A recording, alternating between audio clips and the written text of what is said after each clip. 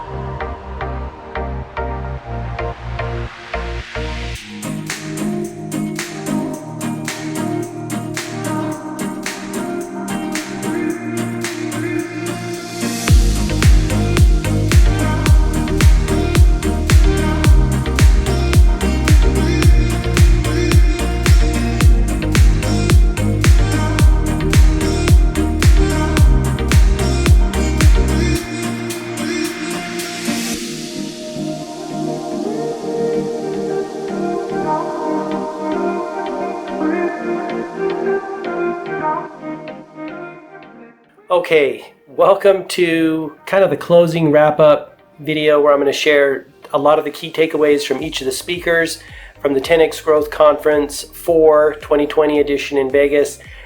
If I could sum it up in one word, I would just have to say phenomenal, freaking phenomenal. I was taking notes like crazy and just soaking it all in, and I'm going to go over my 3 key takeaways from each of the speakers and share some overall feedback. But before I get into the speaker notes, let me just say that overall, I have kind of 3 ideas that I took away from the entire day. These aren't related to specific speakers, just overall the kind of theme, or a 3-part theme, that I think will be beneficial to you in your business and your life. And I'm going to share these with you now. So, one overarching theme that all the speakers kind of spoke a little bit about was the need for creative thinking.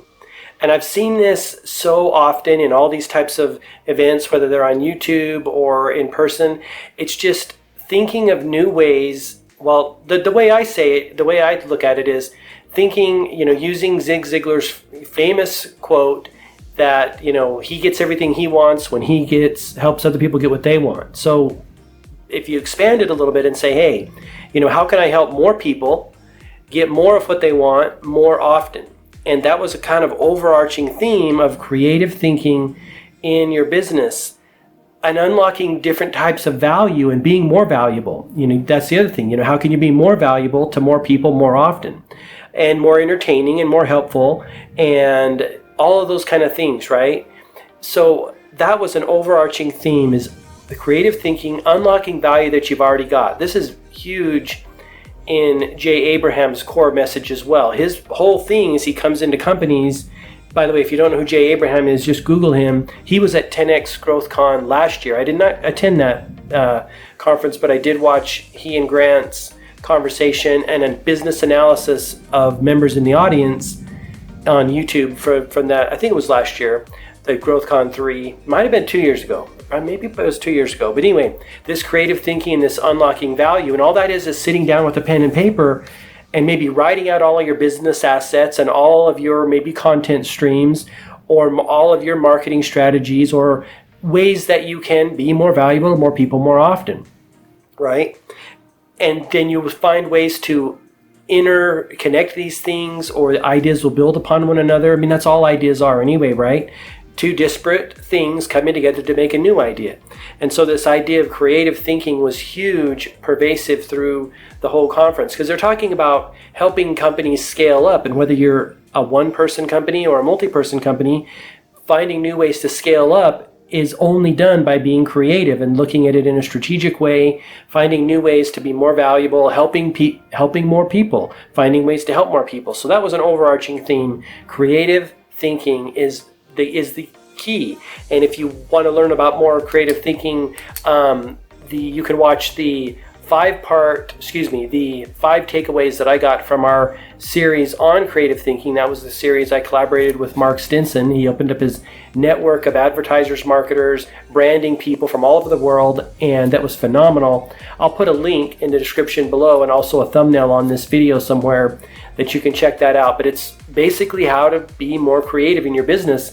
And this information and this knowledge isn't coming from just regular people on the street. These are seasoned branding and advertising professionals sharing specifically what they've done in their businesses and, helping Fortune 500 companies, global companies, have more business, have more success. So creativity is huge. That got a little long-winded, but it's worth it because it's the only way to unlock more value and help get more of what you want in your business. The second overarching theme, before we get into these speakers, I'm going to run through the list and I'm going to share 3 favorite takeaways from each of the speakers, and they're so good. The second overarching theme is hard work and diligence and sticking with it and never giving up. All the speakers talked about this. They talked about their failures. They talked about the fact they never stopped trying. They just kept at it. Hard work and discipline and commitment was a common theme. I don't think I know I can always hear that enough, right? I know I always need to hear that personally. Maybe you do too. Third and final is push. Grant Cardone's whole organization, from my perspective and from what I know about him and some of the books I've read, the 10X Rule, Millionaire Booklet, a little bit of Sell and Be Sold, is all about the push and pushing into the universe and pushing your ideas out into the marketplace so forcefully that they have to stick, right? They're pushing so hard. So those are 3 overarching ideas just from the whole conference. Now, let me run through who I'm going to talk about. I'm going to share 3 of my favorite takeaways from each of these speakers. First speaker is Magic Johnson, phenomenal. The second speaker was Scooter Braun. If you don't know who Scooter Braun is, he is a music promoter / producer. He produces concerts and events. He is the guy who discovered Justin Bieber, and he also manages Ariana Grande. That's Scooter Braun. Next was Dany Garcia, and Dany Garcia is The Rock, Dwayne Johnson's former wife, ex-wife, but she manages him as an entertainer and a lot of his businesses. She's integral in a lot of his businesses, including his production company, $7 Production, and helps orchestrate and put together the brand deals where he collaborates with companies like, Under Armour, and also his latest one is Voss Water. They even had product placement, brilliant, up on the stage, Voss Water with her. So there was also Dana White, and I think Dana White was a last-minute addition or kind of an impromptu thing. Dana White is of course, president / CEO. I think he's president / CEO of the UFC. I know he's one of those things. I don't know his specific title, but he's been instrumental in growing them. And he told a lot of stories about how the UFC they purchased it, him and his, Fertitta, Lorenzo Fertitta, and I think one of his brothers, purchased it for $2 million. They sold it 4 years ago for like he said 025, I think it was 025 billion.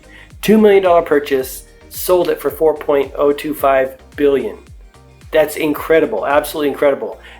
It was 4.0 something billion. Don't hold me to that 0.25, but absolutely phenomenal. So Dana White spoke, Grant Cardone did an interview style engagement with him. And then last but not least was this guy named Brandon Dawson. And I'd never heard of him, but apparently he either created or was integral with the company called Sonos, which is, I think they make speakers and or sound stuff, and also audiology, which I'm pretty sure does something in the hearing field, hearing aid, hearing loss field.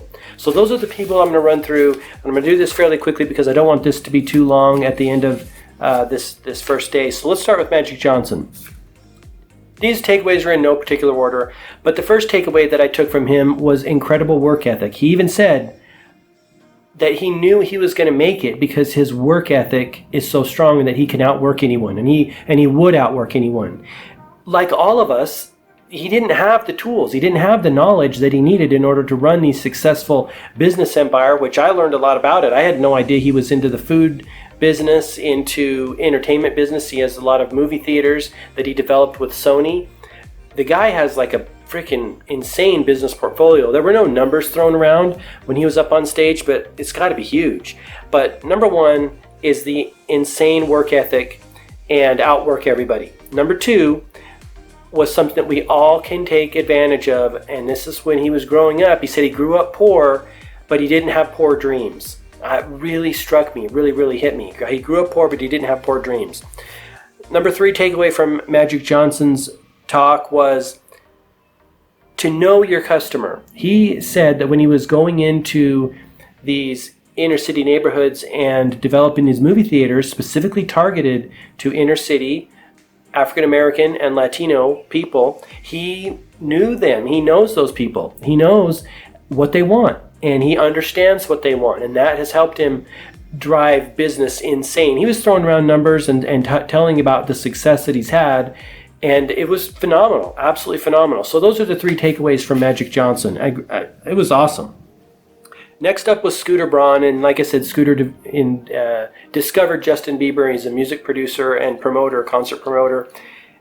Ironically enough, he talked a lot about luck. He talked a little bit about luck that said, hey, I've been lucky in my career.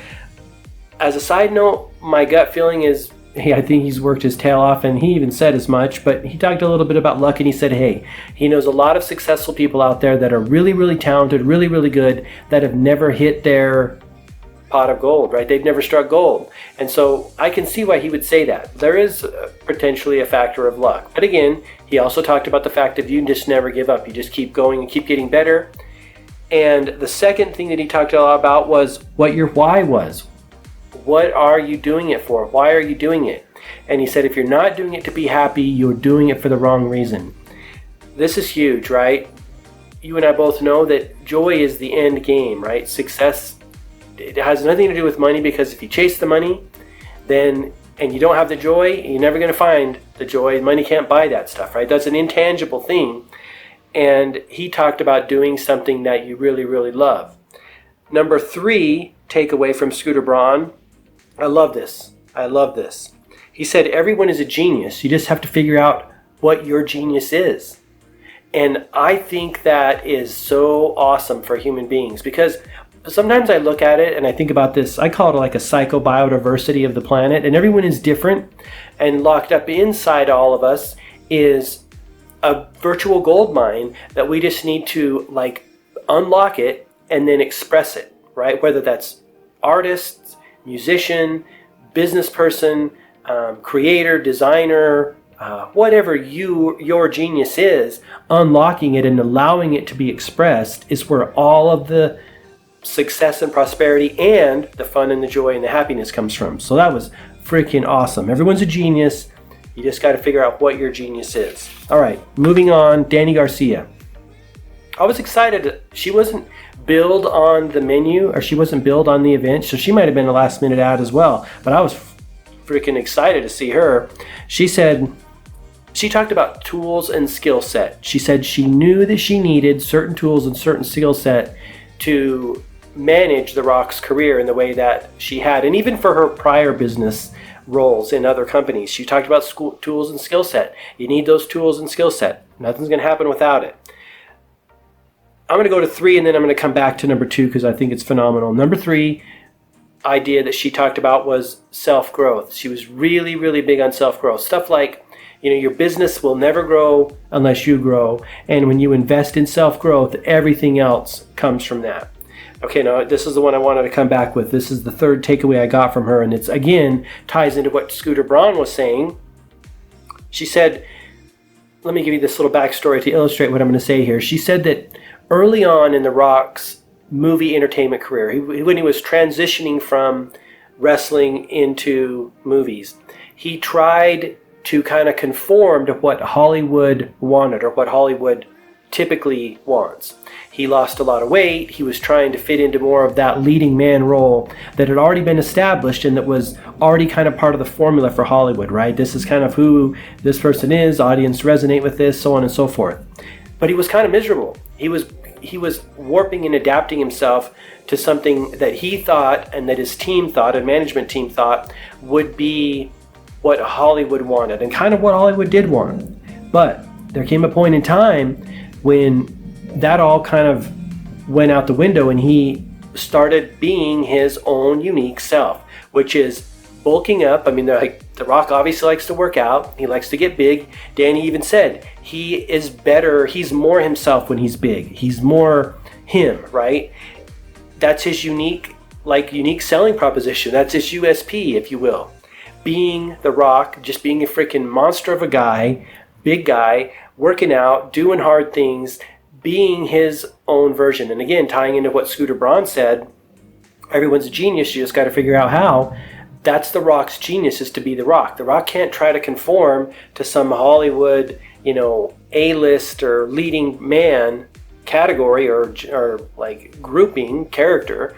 He has to be The Rock. And when he started to do that, his career blew up. And she also talked about like the fact that didn't exist in Hollywood, that model, or the way that The Rock was presenting himself. It was his own unique signature and fingerprint on the world. And that's when everything started to go. And so that's what all of us can do, is to find what makes us special and different and unique, and then express that out and really own that, and really line up with that, and be in total perfect alignment with that. That's when everything's going to get good. Okay, 3 takeaways from Dany Garcia. That's what I got from her. Super awesome. Then Dana White, I think he was another last minute or impromptu kind of, he and Grant were one-on-one, Grant interviewed him, so to speak. 3 takeaways from him. Number 1, I thought this was phenomenal too. He said that 99% of being successful is knowing what you want to do. 99% knowing what you want to do. Number 2, he talked a lot about risk, taking a risk in your life. And he said, hey, if you work in a shitty job and it's not fulfilling and you're not happy, take a risk, try to do what you want to do. And he said, if you fail, you can always go back to that job. He doesn't understand why people stay in situations that are making them miserable, because he said life is short. You got to do what you love. Number 3 is, he said that money was never and has never been the motivation. He said when you're doing what you love, when you're happy to go to work, when you're excited about what you do, the money comes. Money's never been the motivation for him. All right, wrapping up today's speakers, Brandon Dawson. Now, like I said, I did not know about him. I did not know who he was. But 3 takeaways from his speech was, there was a theme of breaking points in his speech. And he was talking, he kind of graphed his life, talked about the successes, the highs and the lows, the successes and failures of reaching to the point where he's at now. I think when he said he was 28, he was worth 10 million. And when he was 40 something, he was worth 67 million. And he talked about the roller coaster ride that was and what he learned from each of those. He was very cocky and arrogant at one point in his life. Everything came crashing down. He found deep gratitude and everything started to go back up again, right? So that was one of the things, just this idea of breaking points and roller coasters and how to transcend them. Number 2 was have a huge vision. This was kind of another common theme. Have a really huge vision, because you will live up to that vision that you create for yourself. And also that would probably include a self-concept, a vision of who you want to be, what you want to do, what you want to have, including the things and experiences. So having a huge vision was huge in this one. 3rd and final takeaway for Brandon was scaling. He talked a lot about the fact that you can't scale your business until you've maximized everything that you're currently doing in your business. And I know that's certainly my case. Sometimes I think of where I want to go and how I want to get there, but some of the specific processes and systems that I currently have aren't running as well as they could. Maybe that's the same way for your business. So think about not scaling until you've actually got everything working really, really fine-tuned and all the pieces and parts are moving in like a really harmonious way. So those are my 3 takeaways from each of the speakers today. I just had to share that with you, and hopefully you got some value out of that. If you did, please give me a thumbs up and consider subscribing to the channel for more videos like this to help you get more of what you want out of your business and your life, really from an inner perspective, from an inside game. We talk about the inner and outer game because that's what we're doing. We're translating thoughts to things as human beings, having this human experience. And so consider subscribing for more videos like this. Also, if you're watching this video and you haven't seen day 0, which was pre-registration and check-in, or days 2 and 3, I'll put links for those videos down below and also show you what the thumbnails look like somewhere in this video. So go check those out. If you want the full 10X GrowthCon 4 2020 experience in Vegas, I'm putting a lot of video footage together and a lot of content so you can get a feel for whether this event is something for you. But after day 1, seeing and experiencing it, 1,000% worth it. 1,000% worth it.